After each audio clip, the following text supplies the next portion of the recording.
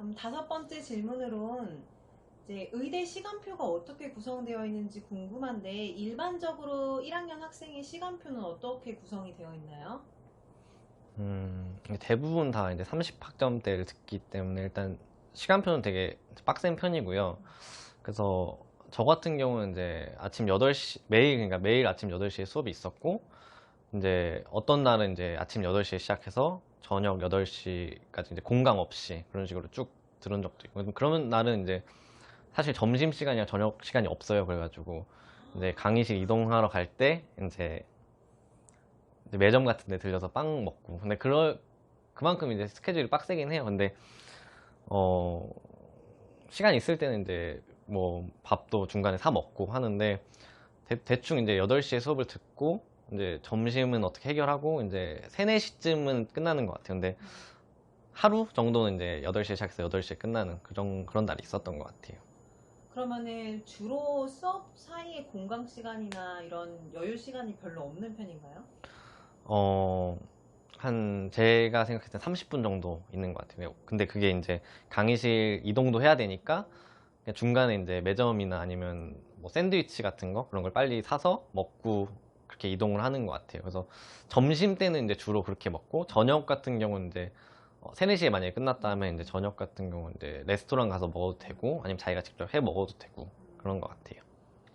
그러면 하나의 수업이 보통 몇 시간 정도 하나요? 3시간 또는 2시간 하나의 수업은? 제 생각에 1학년 때는 엄청 긴 강의는 그렇게 많지 않고요. 1시간짜리 수업도 있고 음. 2시간짜리 수업이 제일 많은 것 같아요. 그래서 그래요? 1시간짜리 수업이랑 2시간짜리 수업이 제일 많고, 실습 같은 경우는 그래도 좀 길게 하는 편이거든요. 실습 같은 경우는 4시간 한 번에 수업하기도 하고 그런 것 같아요. 그러면 일주일에 월요일에 수업 방식에 대해서 어떻게 진행이 되는지 얘기해 주실 수 음, 있나요? 그러면 해부학이랑 화학 같은 경우에, 일단 해부학 같은 경우는 저는 한 세 가지로 생각하고 있거든요. 그래서 첫 번째는 이제 전체 강의, 그러니까 학생들 다 모여다 놓고 이제 전체 해부학 강의를 하고요. 두 번째는 이제 해부학 실습을 해요. 해부학 실습은 조별끼리 진행을 하게 되는데, 이제 교수님이 조별끼리 모아서 이제 수업을 간단하게 진행하시고, 이제 그 다음에 카데바를 이제 실습을 진행하게 되는데, 그때 이제 어, 강의를 들었던 내용을 이제 직접 눈으로 보고 그렇게 보면서 하니까 저는 되게 도움이 많이 됐고요.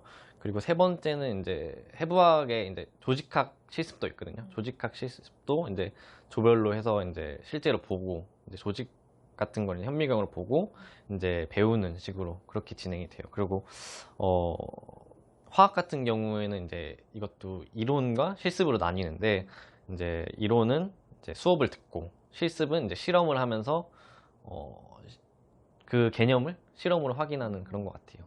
그러면 일단 지금 보니까는 메인 강의는 일단 강의가 있고 그 다음에 네. 실습이 있는 식으로 구조가 되어 있는데 강의를 할 때는 전체 대강의실에서 수업을 듣는 건가요? 강의는? 네. 그래서 전체 강의 같은 경우는 이제 거의 180명을 다 수용할 수 있는 큰 강의실에서 이제 수업을 듣고, 실습은 실습은 조별로. 이제 조별로 진행을 하게 돼요. 아, 그러면은 강의를 그날 그 주에 했던 강의 내용을 실습하는 건가요? 아니면 별개인가요? 그 강의와 실습은? 음, 저는 그냥 반반인 것 같아요. 그러니까 어느 정도 겹치는 부분도 있지만 아예 그 강의에서만 따로 다루고 싶어 하시는 내용이 있기 때문에 그때는 그렇게 하고, 이제 실습 전에 이제 잠깐 이제 강의를 또 하시거든요, 교수님이. 그래서 그 실습 전에 하는 강의에는 오늘 이제 실습할 내용에 대해서 이제 설명을 해주시는 것 같아요. 그래서 그렇게 되는 것 같아요.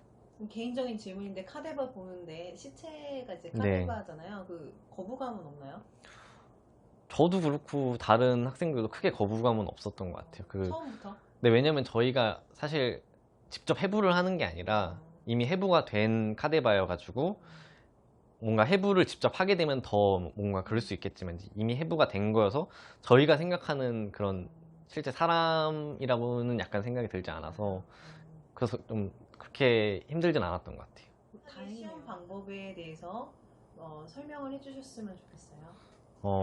나머지 과목은 그냥 학기 중에 열심히 공부하고, 중간고사랑 기말고사가 있는데, 중간고사는 이제 주로 필기 시험을 많이 봐요. 그리고 필기 시험 아니면 쪽지 시험 봐서 이제 보너스 포인트를 받고, 그리고 기말고사는 이제 구술 시험이 많거든요.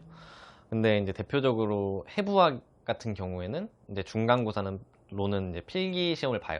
필기 시험 보고 이제 기말고사는 구술 시험이 되는데 해부학 같은 경우는 이제 원래 중간고사를 잘 보면 기말고사를 면제해주는 과목들이 꽤 있어요. 근데 해부학 같은 경우는 1, 2학기 둘 다 이제 중간고사를 잘 봐도 이제 기말고사 면제가 없어가지고 이제 필기도 봐야 되고 구술도 봐야 되고 그런 식으로 이루어져 있고, 화학 같은 경우는 1학기 때는 중간고사 때 필기를 잘 받으면 기말고사 구술이 면제가 돼요. 그래서 그런 걸 잘 활용하면 좋고, 2학기 때는 또 면제가 없거든요. 그래서 중간고사 때 필기를 보고 기말고사 때는 이제 필수적으로 구술 시험을 봐야 되는 그런 시스템이 돼 있어요. 그러면은 화학 같은 경우 1학기에 중간고사를 잘 봐서 면제가 됐다고 하면은 네.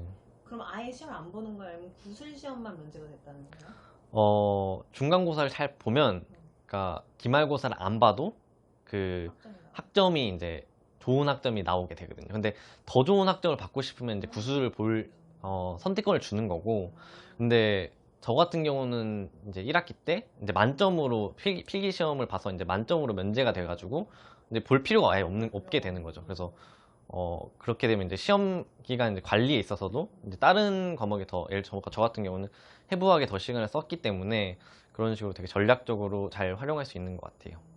아, 그러면은 정말 앞에 중간고사 잘 봐놓으면은 오히려 기말고사 때 더 다른 과목에 집중도 할 수 있고 좀 네, 더 활용하는 면제가 되게 중요해요. 면제를 받는 게 많이 도움이 네, 된다는 도움이 거네요. 돼요. 그리고 쪽지 시험도 보는 걸로 알고 있는데 쪽지 시험은 나중에 도움이 되나요? 잘 봐놓으면?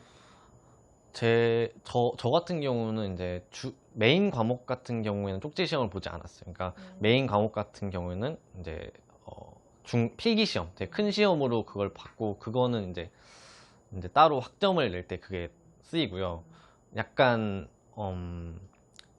쉬운 과목 같은 경우는 이제 매주 쪽지 시험을 보는데 되게 부담은 없어요. 부담도 없고, 그로 인해서 이제 보너스 포인트도 그렇게 약간 영향을 끼치진 않는 것 같아요.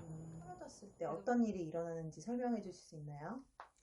어, 기말고사 구술시험 관련된 얘기인 것 같은데, 일단 모든 시험은 일단 세 번의 기회까지 주어져요. 그러니까 시험을 봤는데 이제 떨어졌다. 그러면 그 다음에 또 시험 예약을 또 하는 거예요. 그래서 또 시험 예약을 해서 그 시험에 통과를 하면 통과하는 거, 아니면 총 세 번까지. 그러니까 첫 번째 재시험, 두 번째 재시험까지 총 세 번의 기회가 주어지고, 학교 다니면서 한 번은 그 네 번째 기회라고 해서 저희는 딘 찬스라고 부르거든요. 그래서 그러면 네 번까지. 근데 이거는 한 번의 기회라서 원래는 세 번까지지만 특별하게 네 번, 학교 다니면서 한 번, 그런 네 번째 기회까지 있다 들었고, 또 많이 이제 유급이랑 퇴학이랑 많이 헷갈려 하시는데, 일단 한 과목에서 만약에 두 번째 재시험까지 떨어지게 되면 이제 그러면 이제 유급인 케이스예요. 근데 예를 들면 교양 같은 경우라면 유급을 하더라도 그냥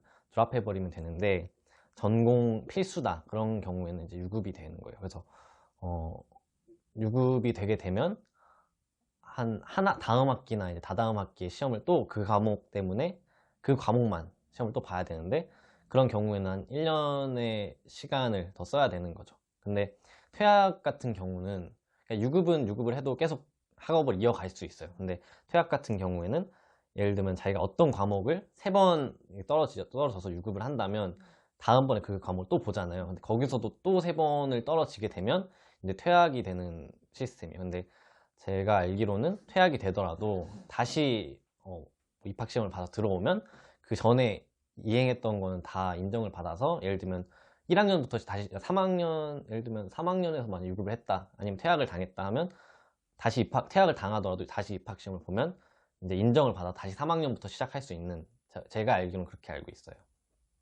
그러면은 간단하게 말하면 유급이라는 거는 한 과목에 세 번 시험을 볼 수 있는데 그 기회를 다 써서 다 떨어졌을 때 유급이 되는 거고, 네. 유급은 그 다음 학기나 또는 다다음 학기에 다시 들어야 되는 경우가 일어나서 시간이 좀 늦어지는 걸 의미하고, 퇴학이 되는 경우는 유급이 일어나서 다시 한번 그 과목을 들었는데 그 다시 한번 들었을 때도 또 세 번의 시험에 떨어져서, 그리고 플러스 딘 찬스라는 게 있었으면 그것까지 해서 네 번의 시험을 했는데 또 떨어졌을 경우에, 퇴학이 되는 거고. 퇴학이 돼도 사실은 다시 입학시험을 쳐서 들어오면 거기 떨어졌던 부분부터 다시 시작할 수 있다라는 거네요. 네, 그래서 만약에 어떤 과목에 대해서 3번 떨어져서 유급을 했는데 다음에 통과를 했다고 치면 만약에 또 다른 과목에 의해서 또 3번을 떨어지게 되면 이거는 이제 퇴학의 사유가 아닌 거죠. 왜냐면 다른 과목을 이제 떨어졌기 때문에. 그래서 한 같은 과목을 총 6번 떨어져야 이제 퇴학의 조건에 성립하는 거예요. 그래서 근데 또 재시험의 경우에 다른 경우가 있는데 내가 시험에 붙었더라도 시험을 또 볼 수가 있어요. 왜냐면 이게 임프로브먼트 찬스라고 하는데 학점을 더 잘 받고 싶다 그러면 그 붙었더라도 이제 다시 봐서 고학점을 딸 수 있는 그런 기회까지 있어요. 그럼 재시험이라는 건 꼭 시험을 떨어져서 보는 게 아니라 네. 점수를 더 올리고 싶을 때도 재시험을 활용할 수 있다는 거네요? 네, 근데 저는 아직 이제 1학년은 끝났는데 아직까지는 재시험을 본 적이 없어요. 근데 기회는 많이 주려고 노력을 하는 것 같아요. 그래서 나름 학교에서 합리적인 시스템이라고 생각을 하고 있어요.